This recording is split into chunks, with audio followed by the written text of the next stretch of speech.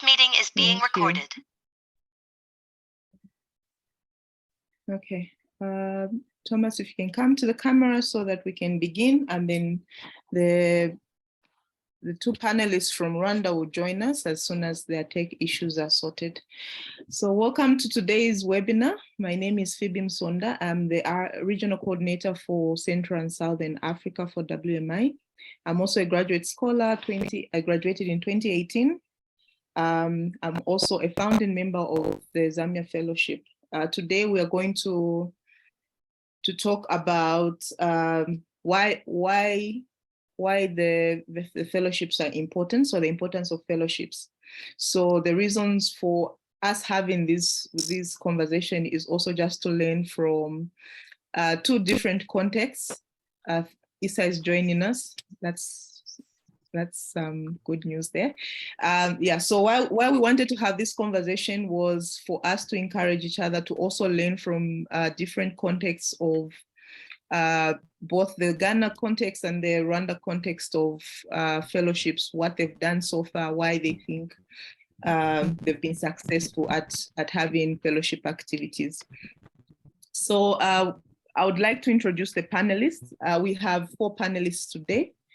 One panelist is having technical issues. She might join us later on. We have 2 panelists from Ghana and 2 panelists from Rwanda. So I'll start with Rwanda. I'll introduce Isa. So Isa is pursuing dental surgery in 4th year and received the WMI scholarship in 2018 and hoping to graduate in 2024. So he's currently a WMI student scholar at the University of Rwanda. He was elected in his current role of vice president for the WMI Rwanda Fellowship in May 2022.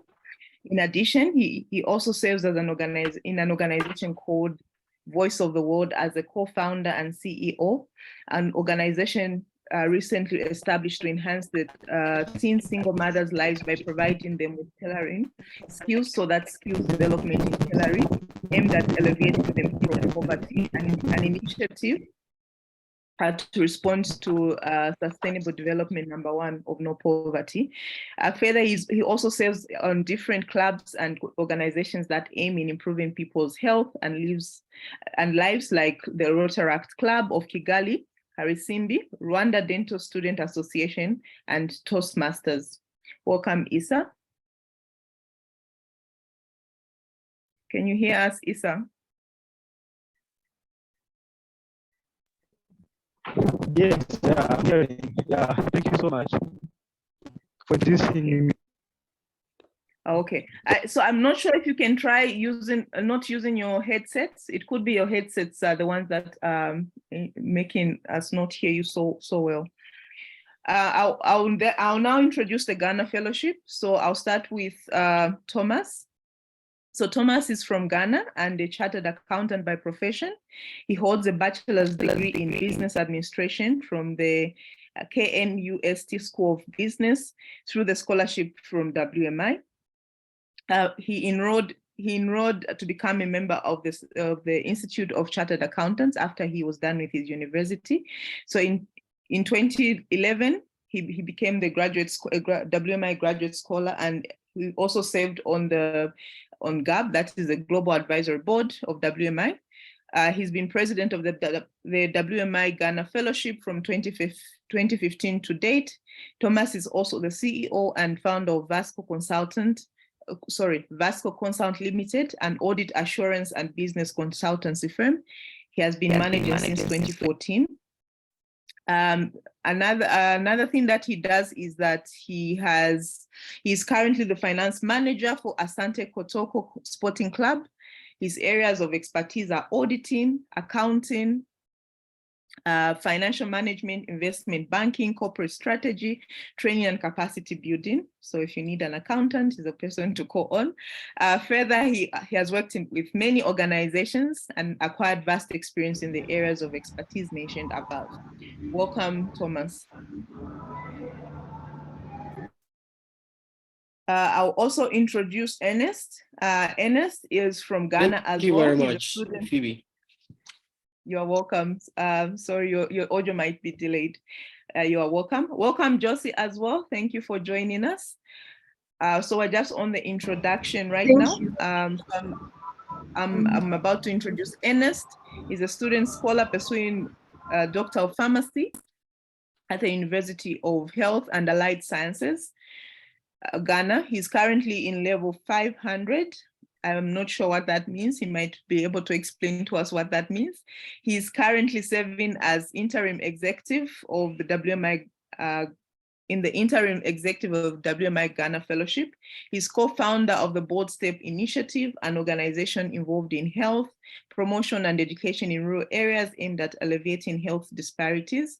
He also serves on different organizations that aim at improving people's lives, like TEDx UHAS, SRC Ghana, and Pharmaceutical Students Association. He's a drug safety patient safety activist. Welcome, Ernest. Thank you. We'll go back to East Africa and introduce Josie. Josie is a student pursuing a Bachelor of Medicine and Surgery at the University of Rwanda in level 4. She is currently serving as the treasurer and secretary of WMI Rwanda Fellowship.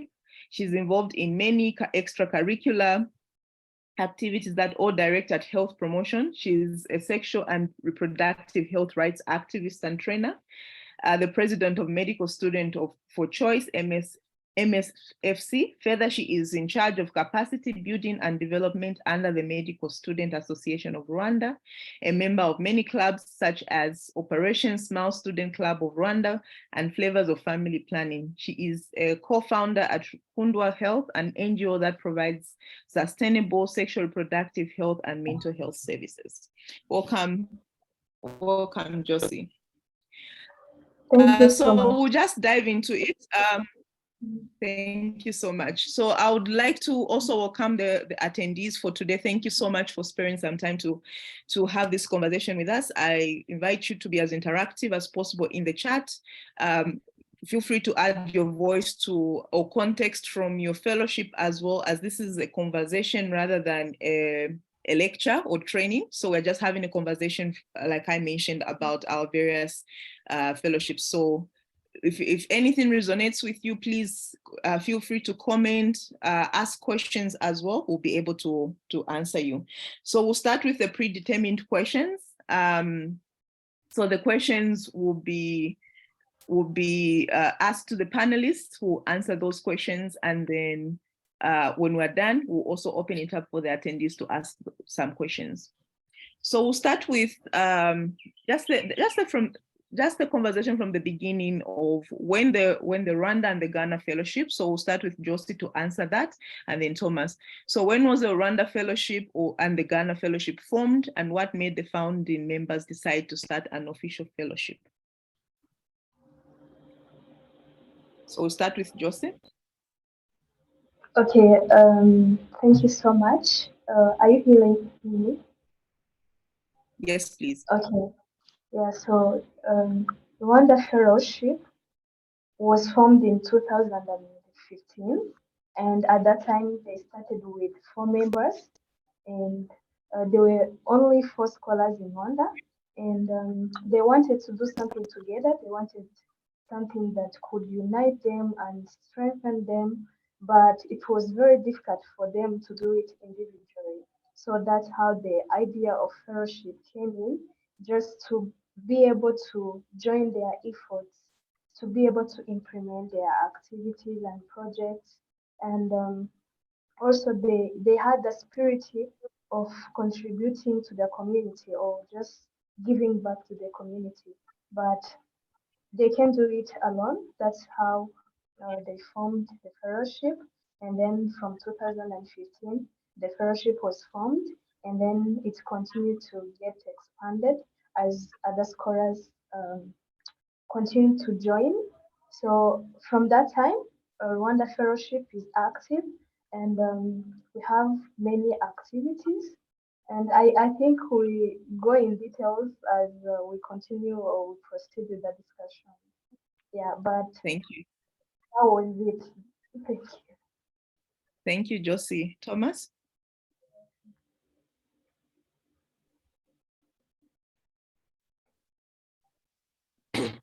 Thank you very much. Yes, so the Ghana Fellowship was formed in 2014.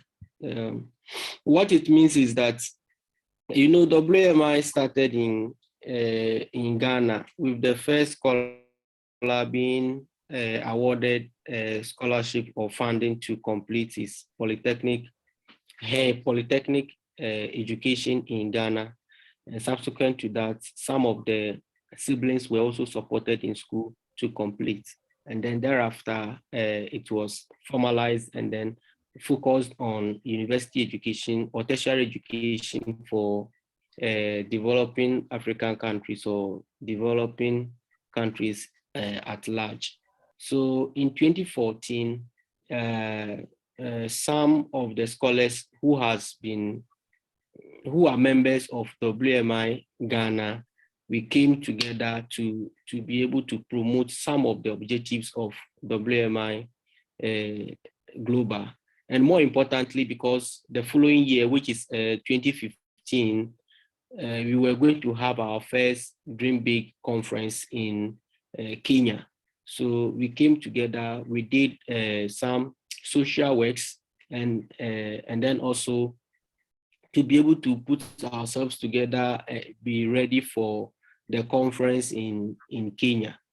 So it's even important to mention that at the time the invitations came, we sent a communique to WMI that some of the arrangements, especially the arriving date and then the leaving date, if they could relax it a bit.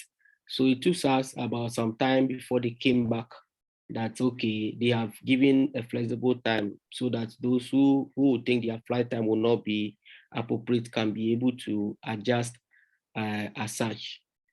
So after the Dream Big conference, and then we came back to Ghana, we still wanted to formalize it. So what we did was to register the fellowship as an organization, and then also we opened a bank account and we organized to be able to solicit funding.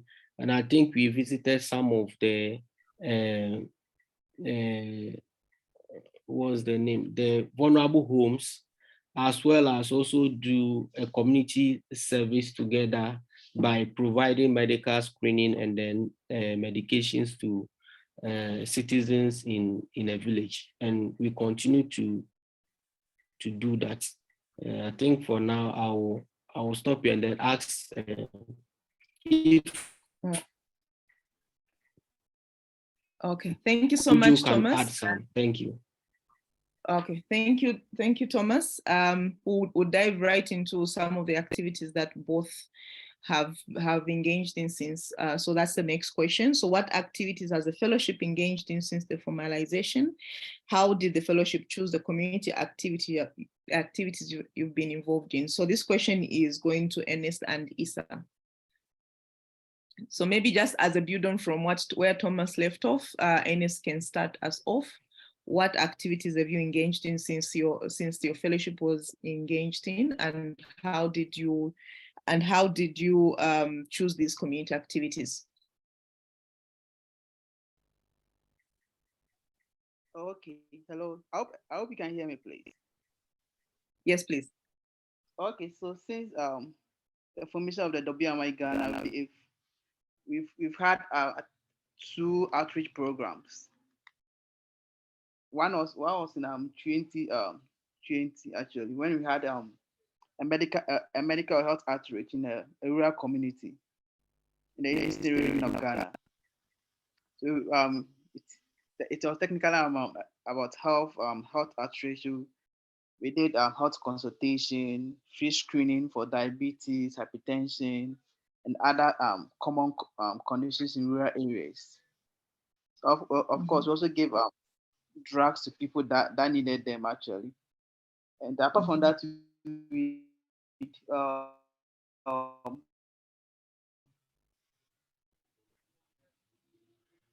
also scheduled to have another program. I think that was in 2021 actually, and other some health outreach program 2021, but it didn't really come off. But to go to the question of how we selected our communities, I think we always have a meeting and our members come up with list of targeted communities that we should do our outreach programs. And the criteria for selection is communities that are in deprived communities that don't have access to healthcare and education. But so far, most of the programs we've done are into health.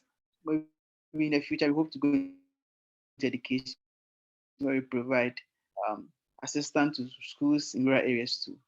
I don't know if my President Thomas has anything to add, actually.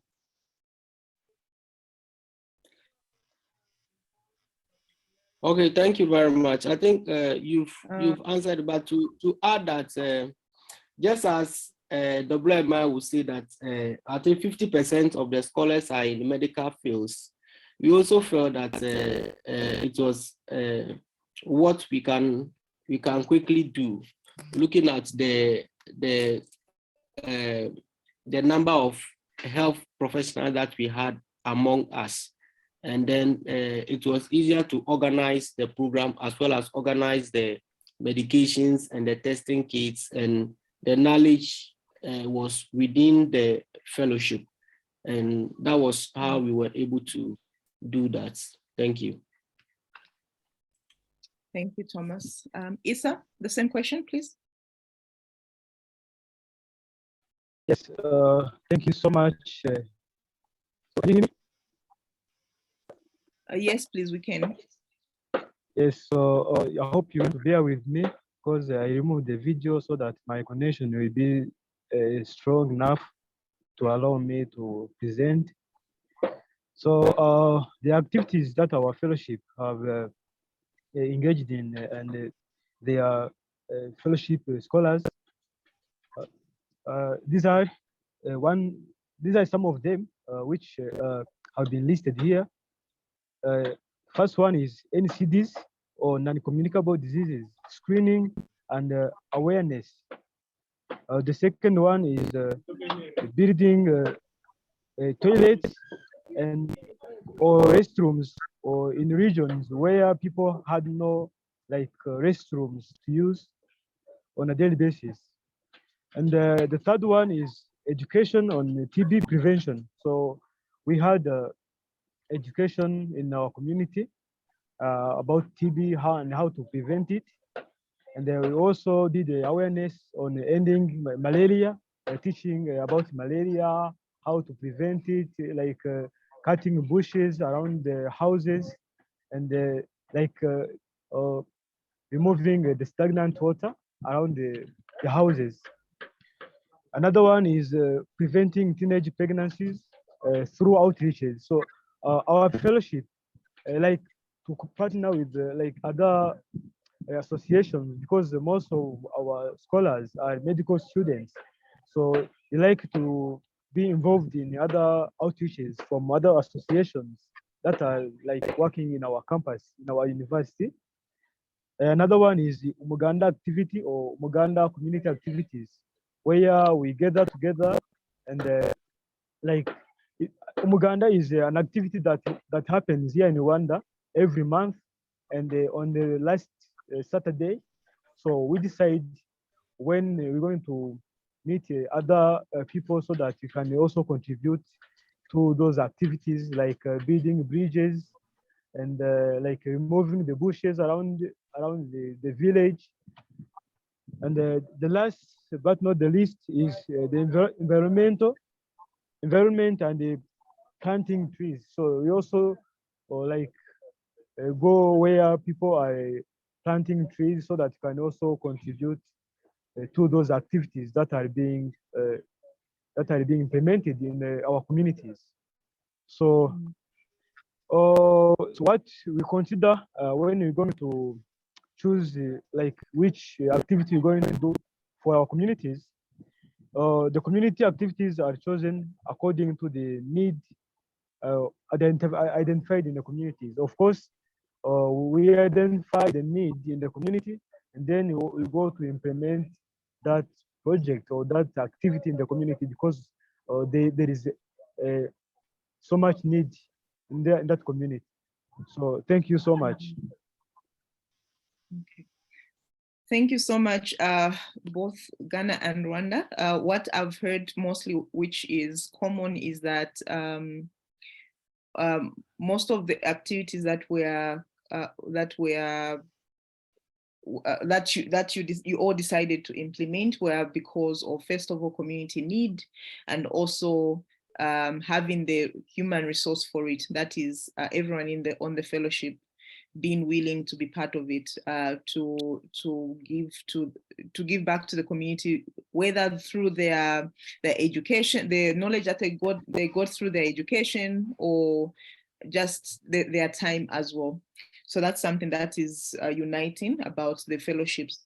So, and then building on to that question, how have you gotten everyone, knowing that you are not all in one place? How have you gotten in everyone, first of all, to agree on one project? And also, how have you gathered everyone to ensure that everyone is on board? How have you convinced everyone to say this is an activity that is needed and we need to do it? So this question is going to Josie and Ernest. So we'll start with Josie. So has it been easy also to add on to that? How have you gotten the members to agree to an activity after you said, okay, we're going to have a tree planting or cleaning the environment activity? How have you managed to do that? Okay, thank you so much. First of all, like we sit as the committee, and then we do the action plan of the activities that we think that we can implement in our mandate. You know, there is replacement of readers every year. So by doing that, we try to identify different challenges that our community is facing. For example, Issa talked about uh, tree plantation. So we sat as the committee, and then we saw that there is a certain place where there is a soil erosion, and then we thought maybe why can't we plant trees?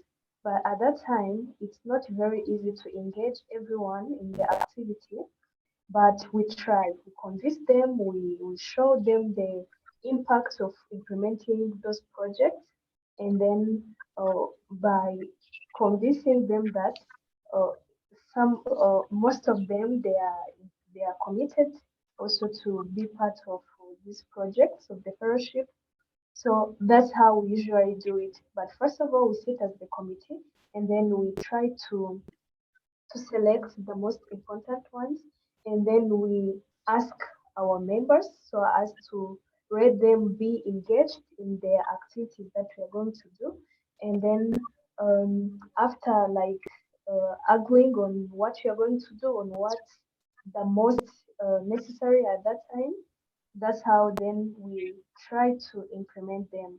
But of course, it's not very easy since we are scattered, we are in different campuses.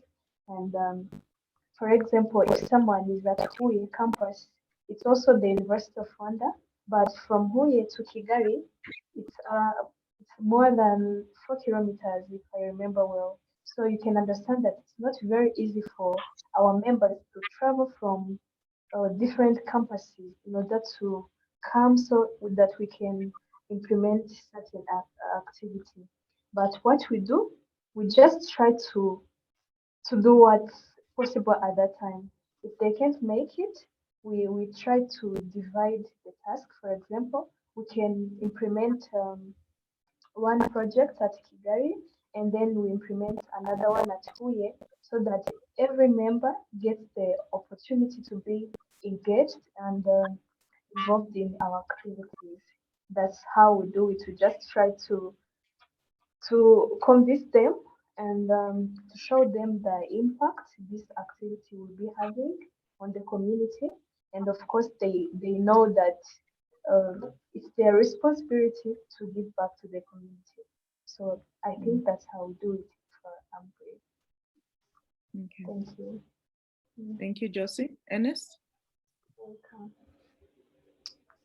So, yeah, so like just like the previous speaker said, due to geographical locations and people, most of our students and graduate scholars being in different parts of the country, it's usually very difficult getting them at a central point for us to have our outreach and even meetings. Yes. And of course, with the monetary challenges also involved, traveling from one part of the country to the other is not easy for some students, scholars, and even graduates. But so far, most of our graduate scholars and even graduate scholars have shown commitment. They've really done well, especially for the president. He has really done a lot of work trying to get a lot of a lot of the graduate scholars to at least come around for some of our programs. So it's not that easy. And also sometimes because the students are on campus, when you the time you plan our outreach programs, their semesters are underway. So they can't leave campus and come for the program and go back to school. So those are some of the challenges. We're just hoping to find a way around it, get everybody involved actually. I don't know if the president has something to add.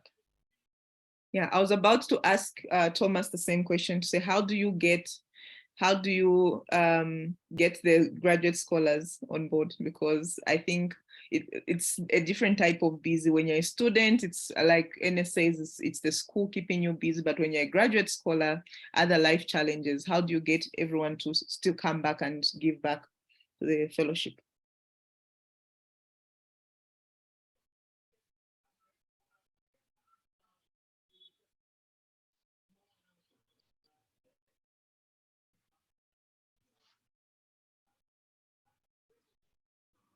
Oh, you're on mute, Thomas.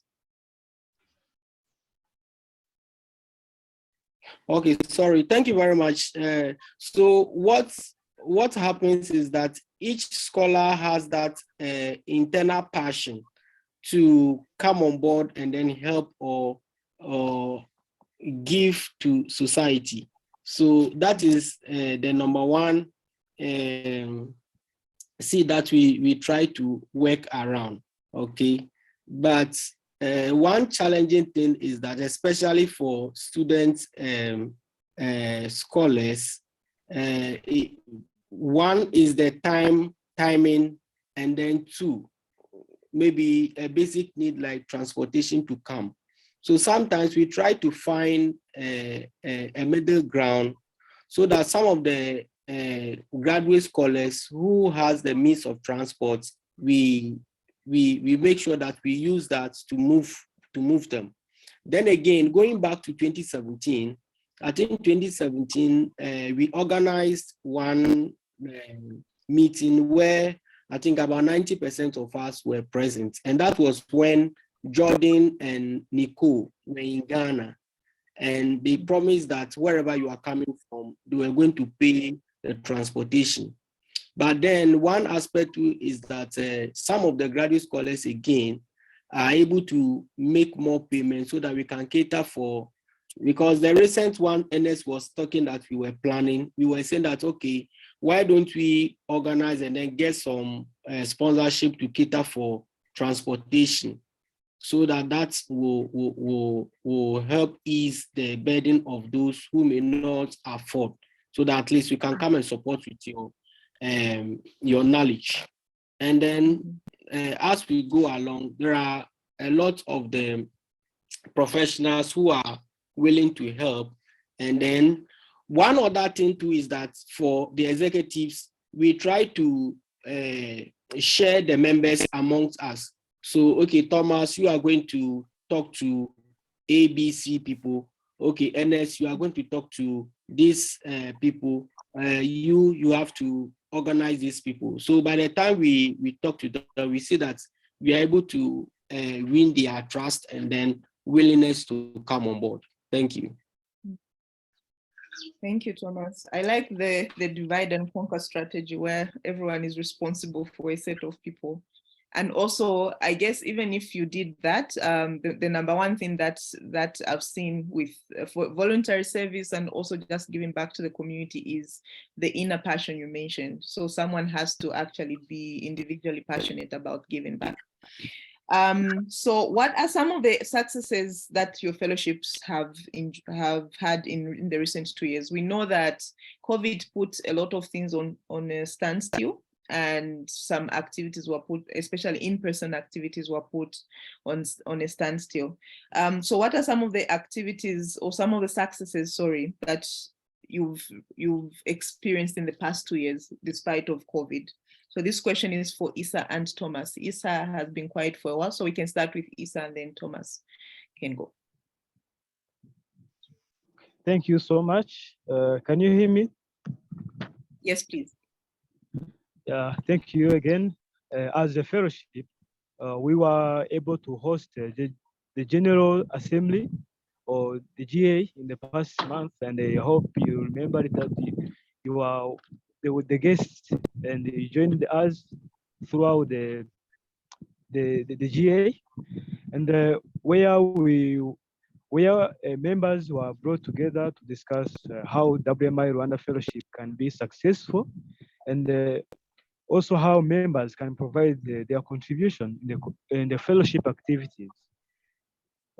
So through this, the members got an opportunity to know more about the fellowship, the WMI, how they work together, especially for those members who joined later in the last bunch.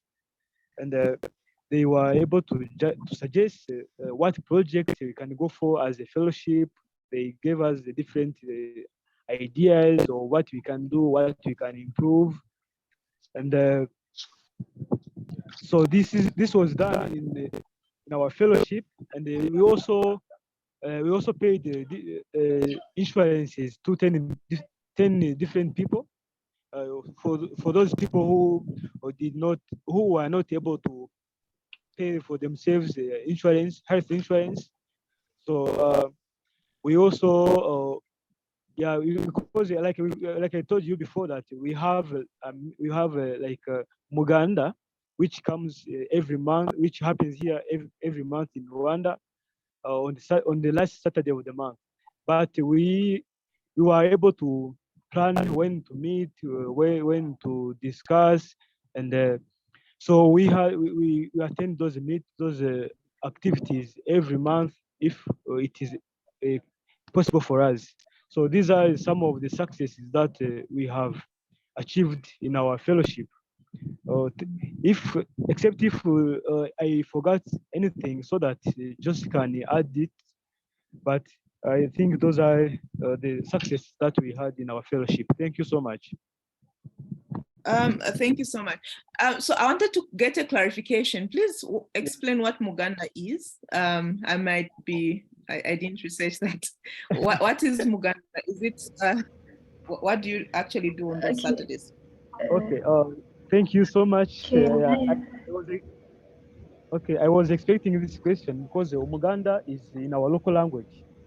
But we call it Muganda because we didn't find a word to replace it in English, but we call it Muganda Community Service because people in our country gather together on the last Saturday of the month, and they do different activities in their regions, in their communities, like cutting the bushes that are around them so that they can prevent from malaria, or the building bridges. I told you that we build bridges for our communities. Those activities are happening in Muganda. That's what we call Muganda. The people are gathered together to work and to clean the roads. Yes, those are some activities that are done in the Muganda. So maybe Jose can add something. Jose, you're welcome. Okay. Yeah. Okay. Thank you so much. I think Umuganda is now clear, right, Phoebe? Yes, please.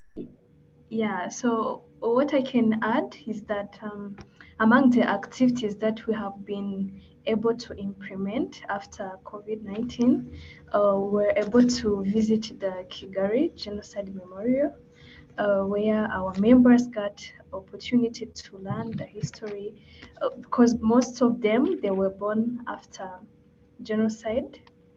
So it was a great platform and opportunity for them to be able to know more about the history of Rwanda, how Rwanda was before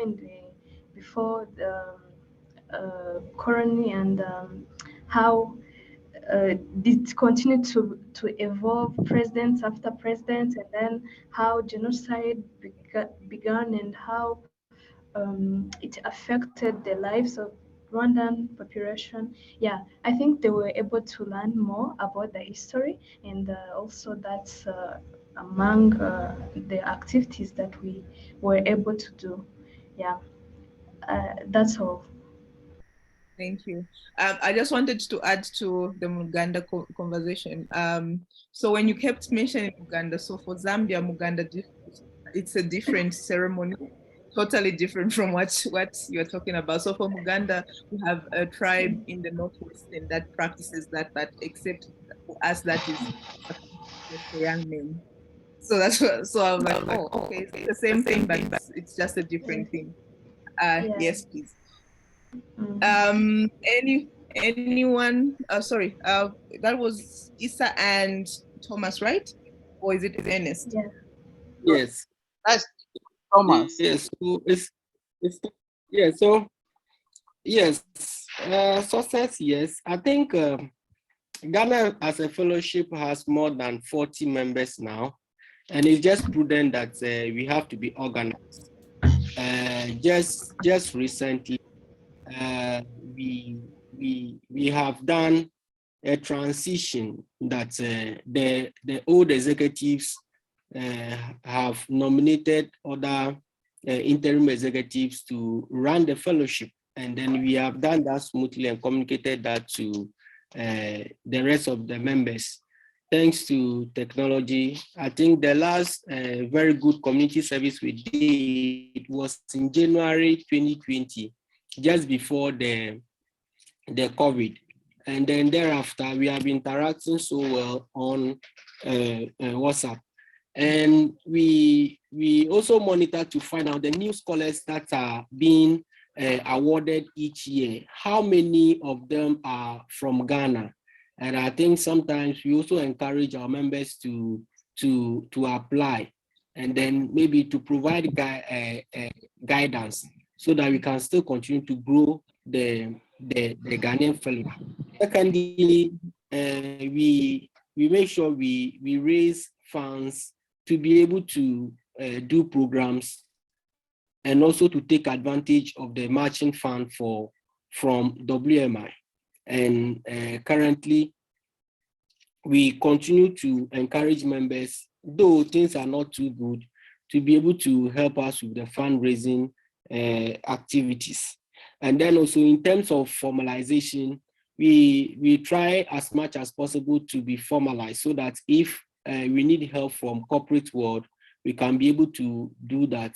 So in terms of registration, in terms of bank account opening, in terms of maybe letterheads and all that we do have. Then also we have a constitution that has been created for the group, and then we ensure that we align our activities, our elections and programs to be tailored so that the constitution becomes a working document and guides the fellowship. And then also WMI demands that any country or fellowship any country that has a fellowship sends reports at the end of each year to them.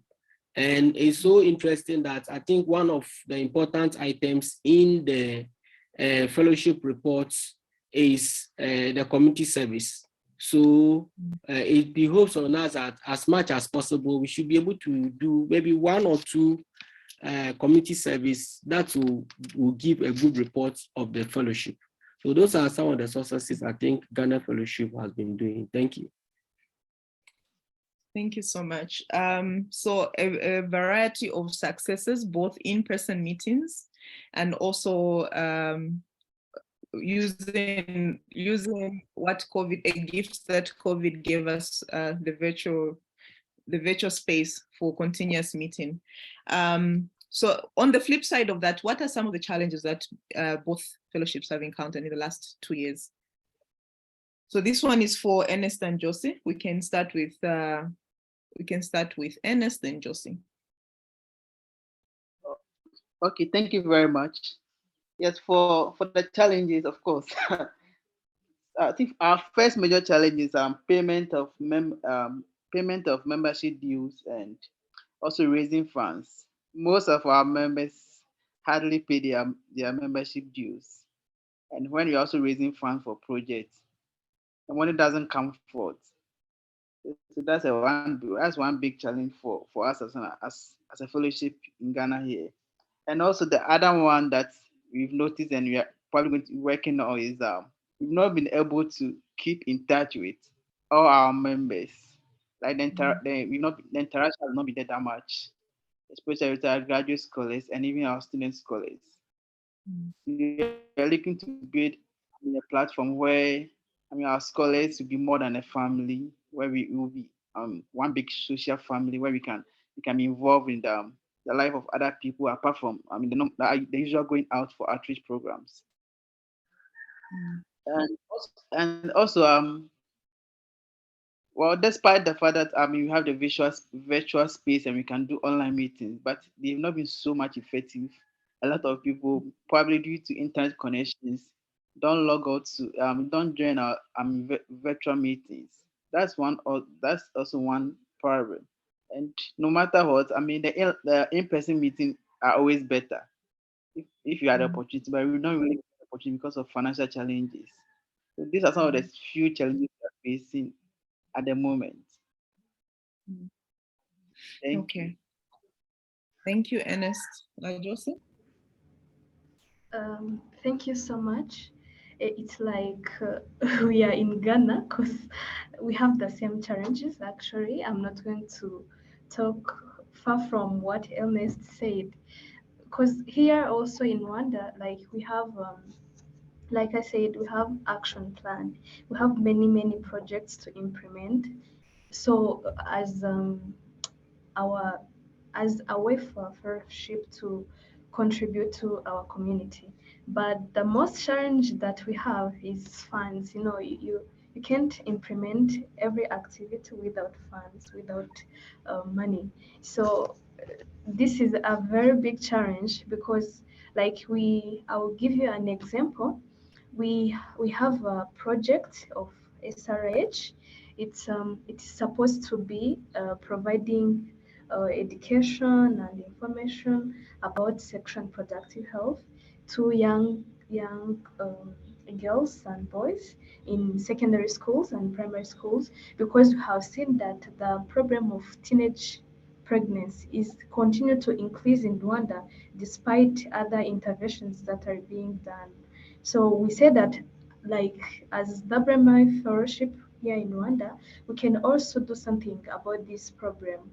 But the issue is that whenever you are going to teach, for example, those secondary schools, they are not at the same place. We have to move from one place to another school, just, and also we have to involve the community. For example, we need to teach those people that are at school, but also they need to know about those information. So this is the most challenge that we are facing because there are no funds to implement activities. And whenever, for example, like Issa said, we paid insurance for 10 families in the past few months, but we could do better than that. We could like pay more insurance for more families, but that was from our contribution, like as members. And we are also students, like we don't have enough money to be able to implement all our projects.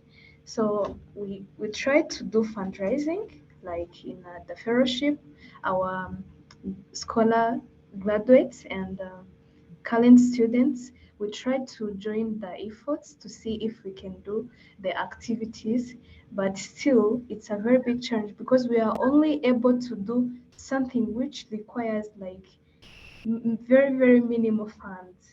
Yeah, and we have big projects that we wish that if we get funds, we can be able to implement those projects. uh, Another thing is that, like I said, our members are scattered. They're not in the same place. We have around like 5 campuses in Rwanda. So they are in different provinces, and to connect them, it's not easy because someone, for example, we organized the General Assembly.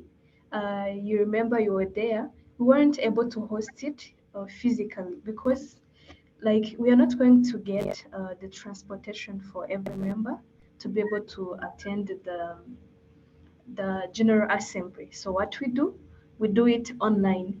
But like Ernest said, these online meetings and general assemblies, most of the time they are not as effective as we can do it physically. Yeah, so that's also another problem. Yeah, I think those are the problems that currently we have. And another thing, the last thing I can say about this is that our members, like, they wish to be involved in international conferences. For example, there's the big dream conference that's going to take place in 2023.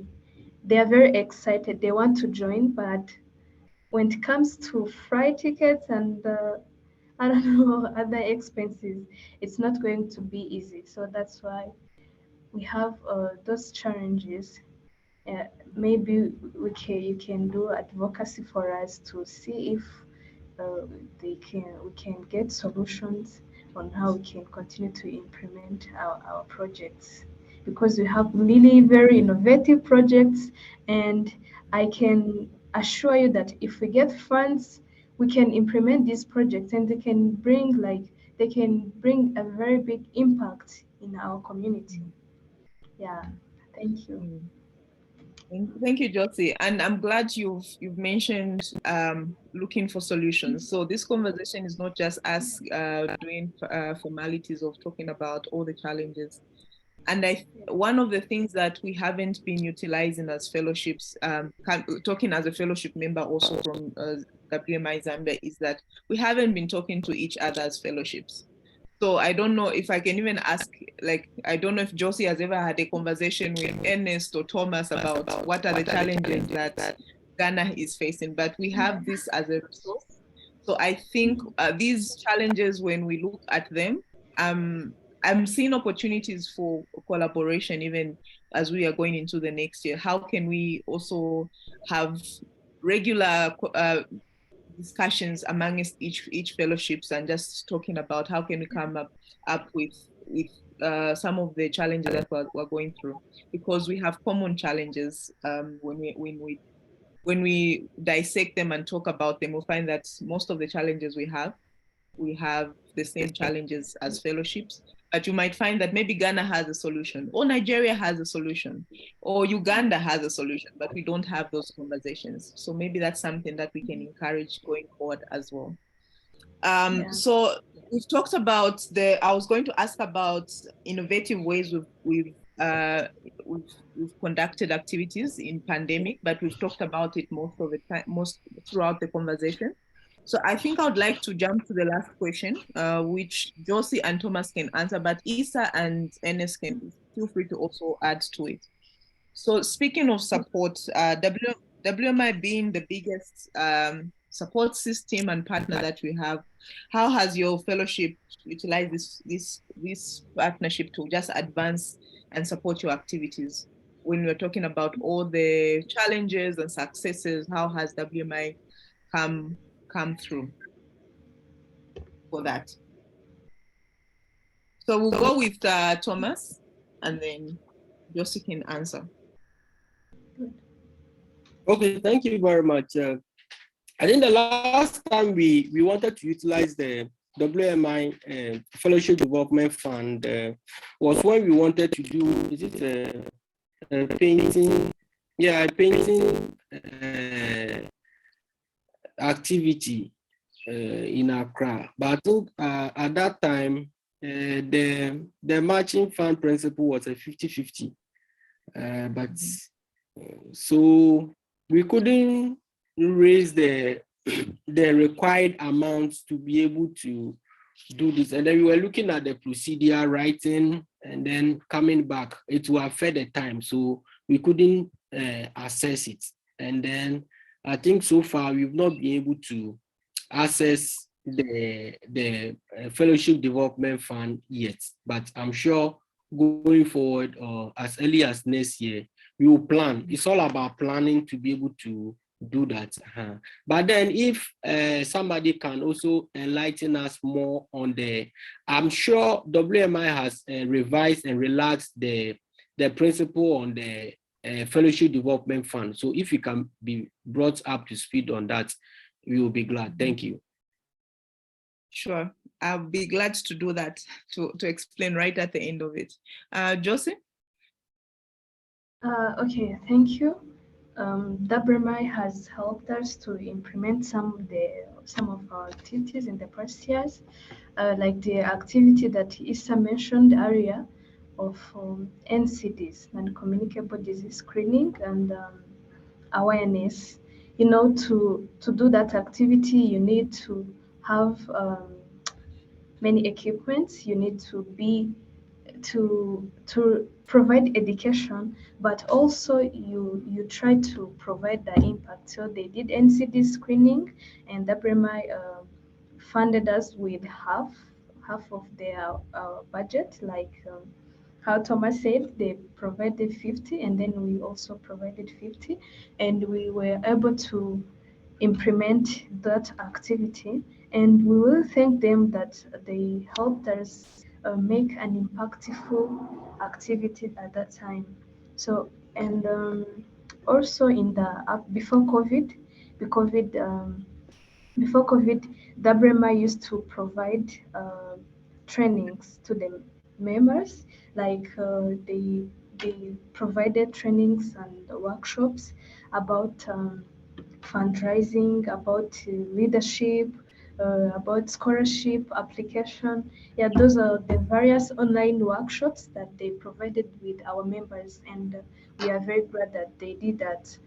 So I think that's how WMI supported us, and I think that we can maybe try to also to prepare for another project, and then they can also again support us.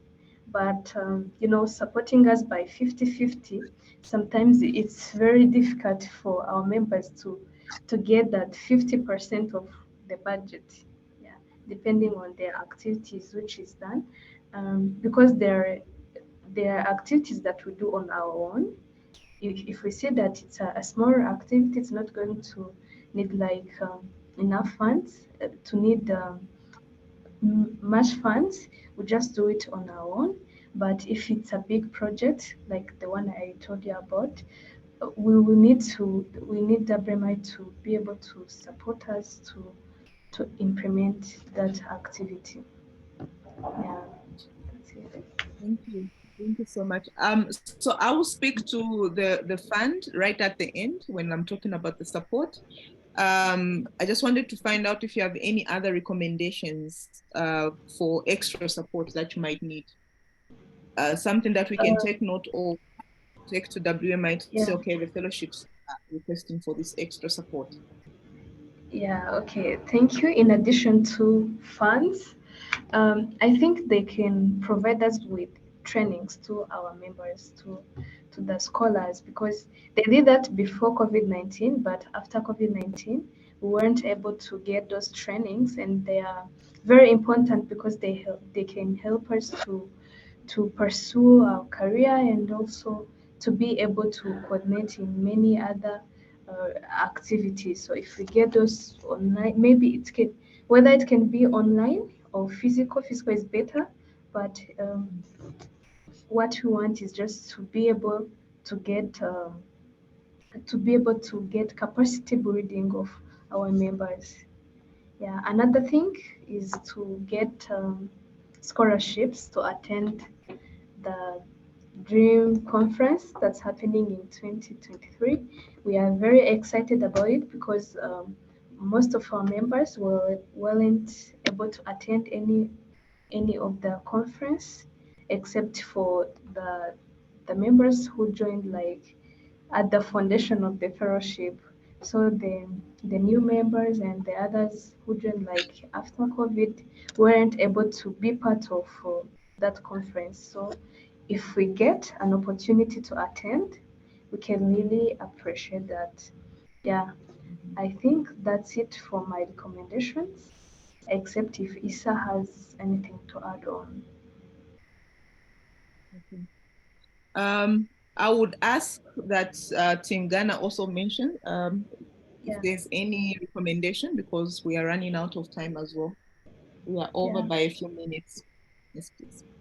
Any recommendations? Okay, Before- thank you very much. I think one important recommendation I will make is that let's continue to make our budgets and then also plan. But when we plan, let's give ourselves time. Then write to corporate world to support us. Sometimes if it's a medical outreach, there are a lot of pharmaceutical companies who may just give part of it for the project you want to do. And then also we can talk to friends as well to help us. And then let's look within us. Some of the activities that we can provide for free, we can do it at no cost so that we can cater for the budget you want to do. Thank you. All right. Thank you, Thomas. So I'll just read out, there are two questions from the attendees. They're both from Bonnie Mac.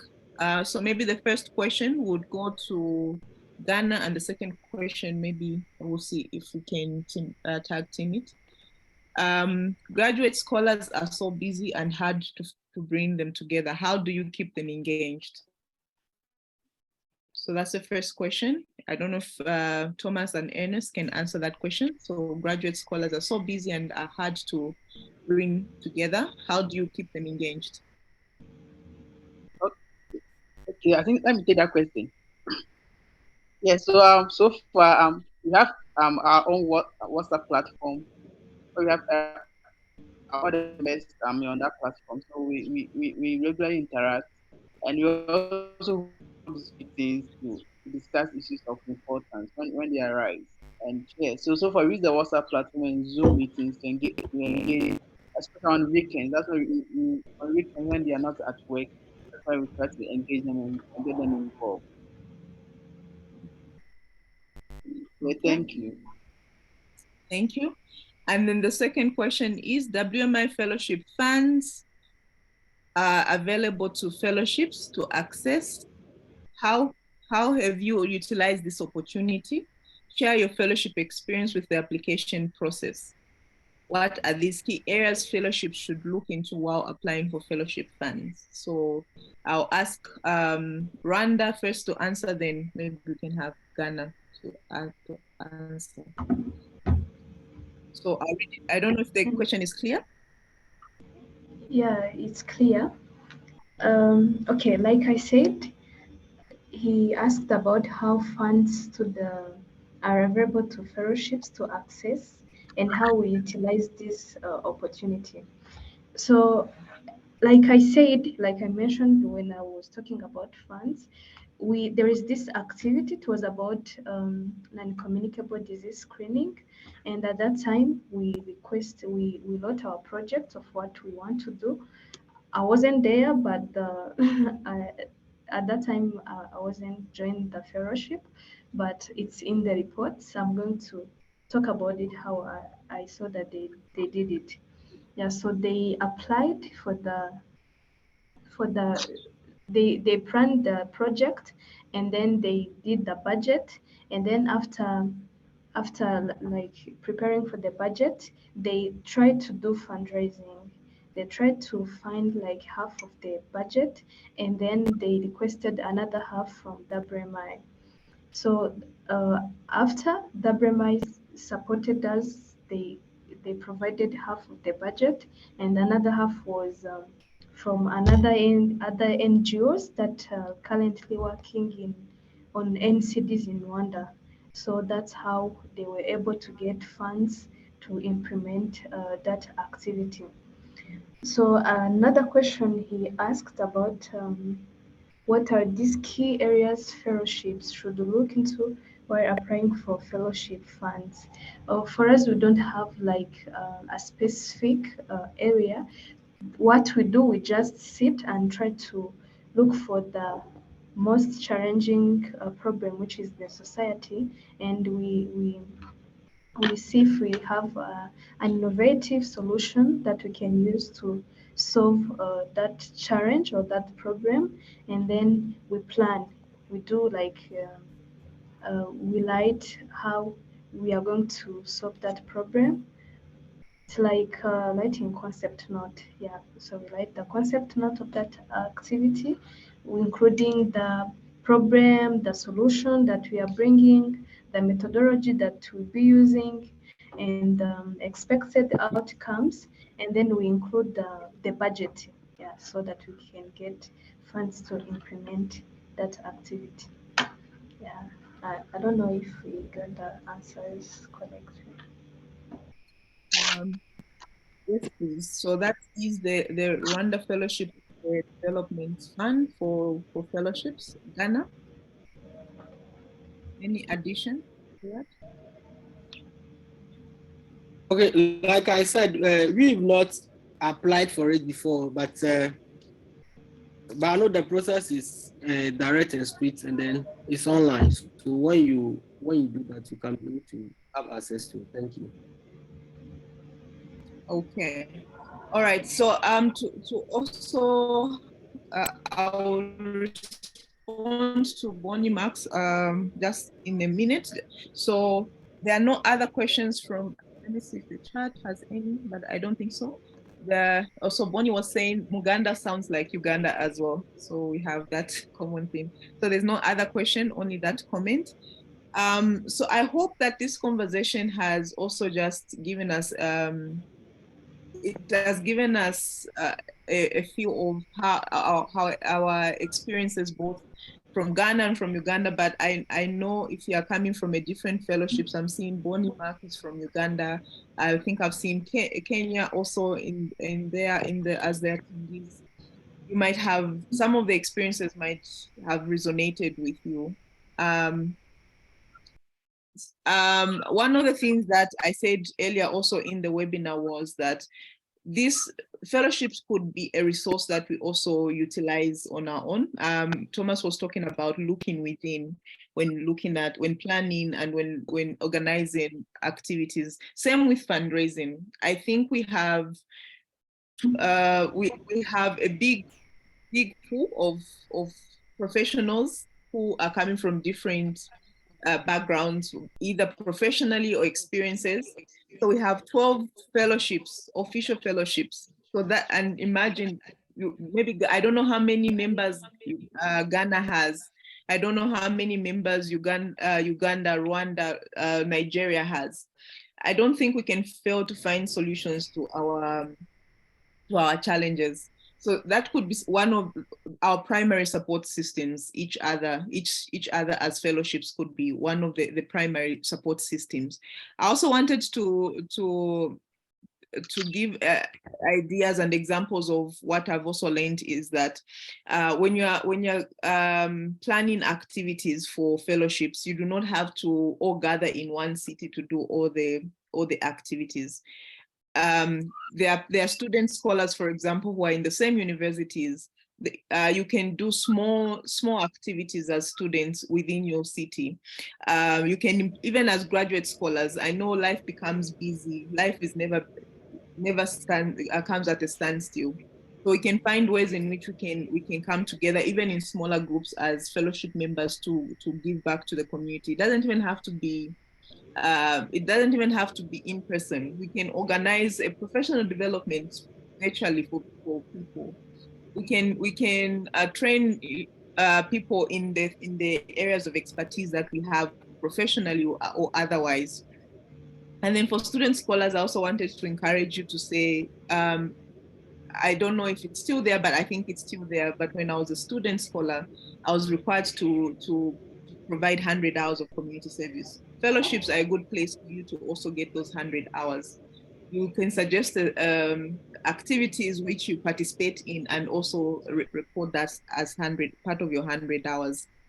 And then coming to the support, regional coordinators are also support. So we have 4 regional coordinators. I'm one of them from Central and Southern Africa. There's one from East Africa. I've seen Joyce is on the call. I think she's still around. And then we have Success, who's representing the West Africa region. We also have Mala from Nepal. He's representing Asia and Oceanic, and also part of South America as well. So please use RCs as your support as well when you have questions about something or you need support. I think I was honored when I was invited for an AGM for the Rwanda Fellowship. I was also encouraged. I went there as an RC, but I was very encouraged as a member of the Zambia Fellowship because I saw how Rwanda members turned up for the meeting, although it was virtual. Josie, you might say it's ineffective, but I saw how a lot of you came on and were participating. It really encouraged me as well. And then speaking of the WMI Development Fund, yes, Thomas, you're correct. The application process has been relaxed a little bit. So it's no longer a 50%. It's no longer a what do you call it, where you raise 50% and WMI gives you 50%. So that was removed. It's a $500 where you can apply as a fellowship. You have for either multiple events or a one-time event. In that, you can also apply for transport for student scholars and transport for graduate scholars who are not in employment.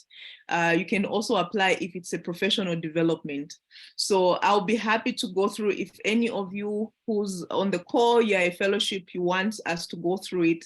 I think I was just noting it down as part of the support. Maybe I can have a meeting with the fellowship leaders starting next year where we can go through the application process, because so far only Liberia has applied for it, and I've gotten it and I've implemented activities for that.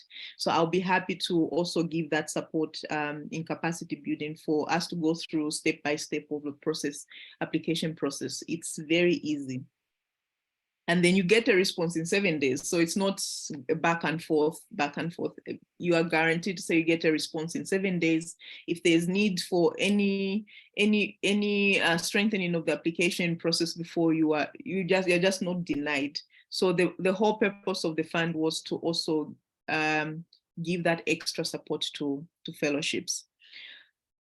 So because we've gone over for 16 minutes because we had a late start, I would like to thank the panelists for giving us 1 hour, 15 minutes of your time on a Saturday. You could have been doing other things. You could have been making money. Some people maybe work on Saturdays, or you could have been in class if you're a student scholar. Even the attendees, I would like to thank you so much. First of all, before I thank the attendees, I'd like to thank Thomas, Ernest, Josie, and Issa for your time. For just coming to also just to have this conversation with us and to encourage us to also, as other fellowships who joined on this call, to say we are not alone in the challenges, to also celebrate with your successes, and to also remind each other of why we are part of fellowships. So I hope for the attendees, thank you so much also for coming on. And I hope that this conversation also just emphasized how important it is to be part of a fellowship. I was also talking in the last webinar when we were talking about partnerships, why it's important to be part of a fellowship is that for me, maybe being in a different field, I would just do community service that I'm passionate about, that I might not know other activities.